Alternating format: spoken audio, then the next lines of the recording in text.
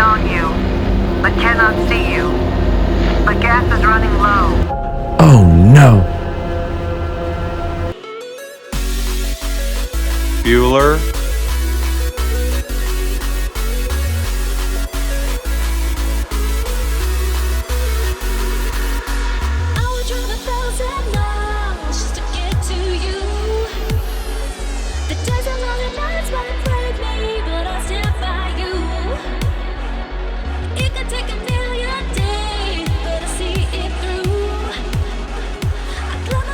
Welcome to Limitless and the San Francisco Bay Area.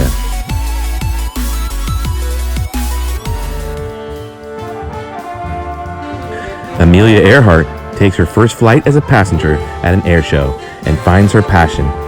So she gets a plane, paints it yellow, and names it Canary.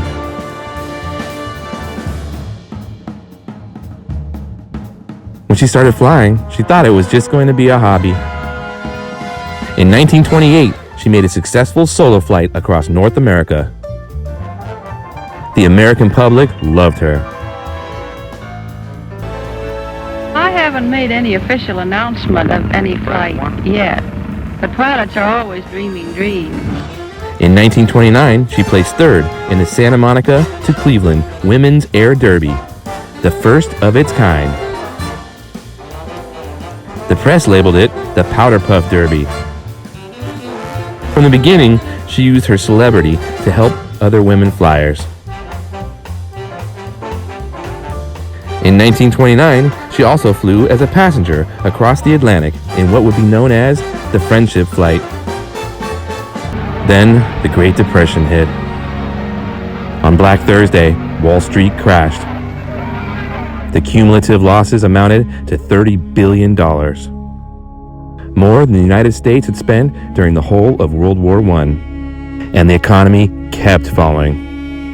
Thousands of families had to rely on the soup kitchen for food. 1 worker in 5 was unemployed.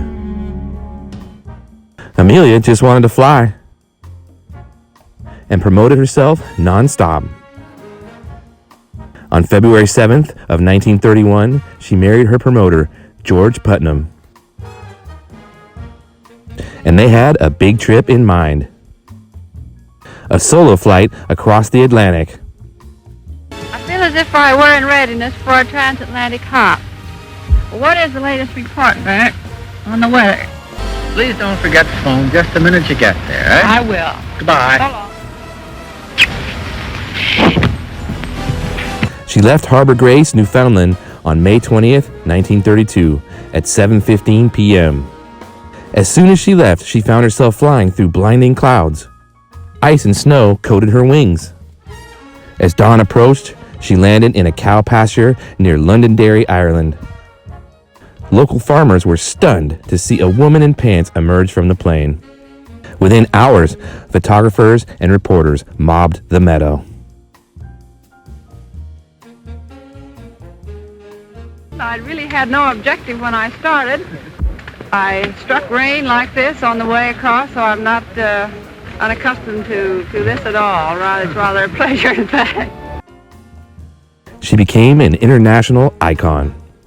How far out were you when you first had the engine trouble? It wasn't exactly engine trouble. It was the exhaust only, the exhaust manifold. I should say I was 3 hours out of Harbor Grace. Where did you actually make your landing, Miss Earhart? I cruised inland until I found a suitable pasture. I landed there after frightening all the cows in the neighborhood and rolled up to the farmer's front door. Who was the first person you saw? The owner of the land came out. I think he was surprised to find an airplane in his front yard. I'll bet he was. Did you notice the absence of companions on this trip at all, Miss Earhart? I should have felt much more responsible had anyone been with me. It was really a relief to be alone. What are your immediate plans, Miss Earhart? Well, I hope to go to Rome to the conference of transatlantic flyers in a few days. And then shall you be thinking about going home? Yes, it's time for me to go home now.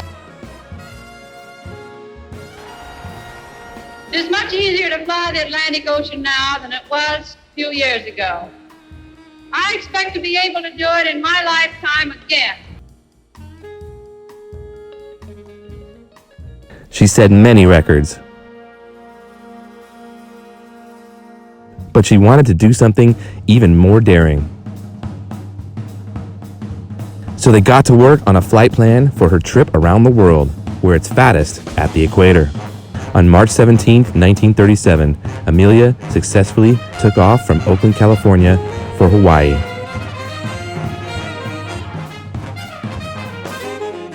But in Honolulu, the Electra suddenly ground looped and crashed. Repairs cost $30,000. To make things worse, her skilled navigator, Harry Manning, was leaving. It was just Amelia and Fred Noonan, who was known to have had a drinking problem. She got to work promoting to get the plane repaired. The new plane had a brand new radio, but Amelia never quite got to know how to use it. She took off on June 1st, 1937, this time from Miami, Florida. The flight was largely uneventful. From Papua New Guinea, she needed to fly to Howland Island. The problem is, it's so small.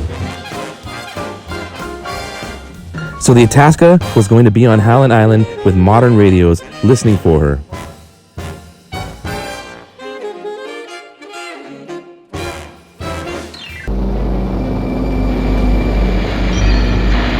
We must be on you, but cannot see you. But gas is running low. Been unable to reach you by radio. She couldn't see anything through all of those clouds. Running out of gas. Only half hour left. Can't hear you at all.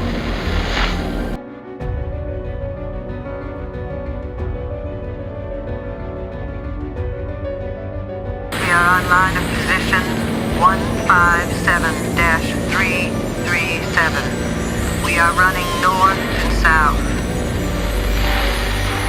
Nothing was ever heard from her again. And no one knows where she went. Let's get to the fort, man.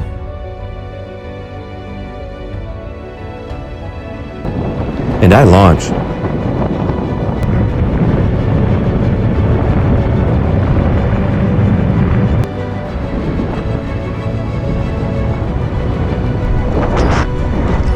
Whoa!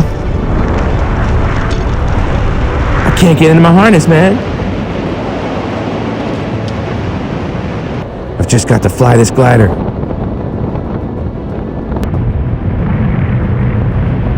This is not working. I better land.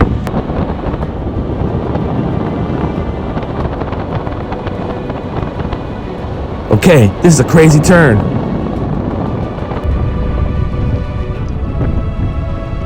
Yeah, I made it. Couldn't get in my fucking harness, man. That ain't cool. And Birdman launches with his new ACL that is not healed yet. At least he can get into his harness.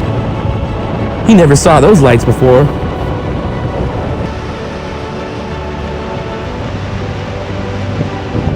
Amelia is probably out there somewhere, man.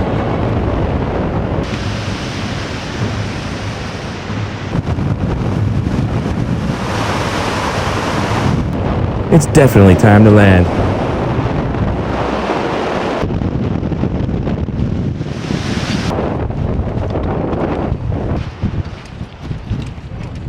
Fuck yeah, man.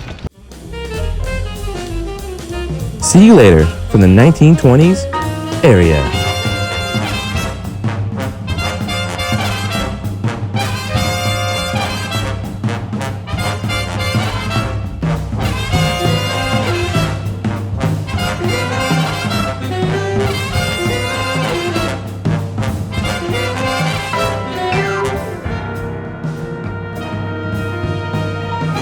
Limitless has been a Solid Good Productions presentation.